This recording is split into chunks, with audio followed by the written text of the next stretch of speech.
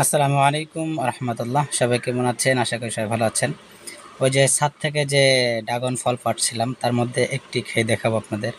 আসলে এই ড্রাগন ফলগুলা অনেক মিষ্টি এবার হয়েছে, আলহামদুলিল্লাহ। আল্লাহর কাছে লাখ লাখ শুক্রিয়া।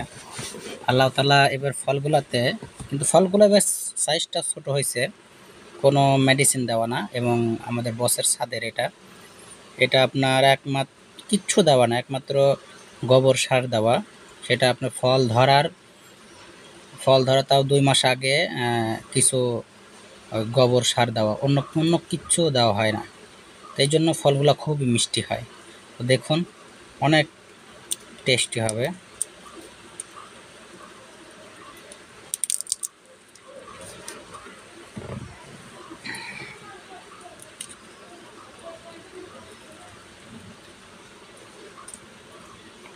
আসলে এরকম ফল মানে মুক্ত ফল পাওয়া যায় না। আমি এর আগে নাটোর থেকে কিনেছিলাম।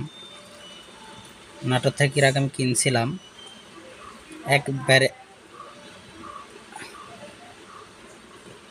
গতবার যে কিছুদিন আগে নাটোর থেকে কিনছিলাম, একবারে বাজে। ঠিক আছে, মানে সার বিষ দেওয়া, একেবারেই বাজে। সেটা খেতে পারি নাই।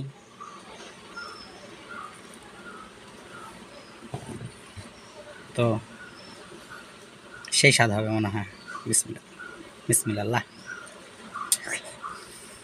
হুম, সেই স্বাদ, আলহামদুলিল্লাহ, সেই স্বাদ। এত স্বাদ কে দাদা? অতিন ফাইন লাগছে।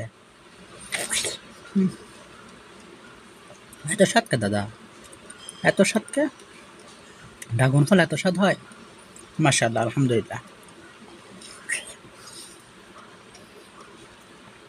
তো আপনারা হয়তো চোখ দিবেন না, পেট খারাপ হবে। তো সবাই টাটা, বাই বাই।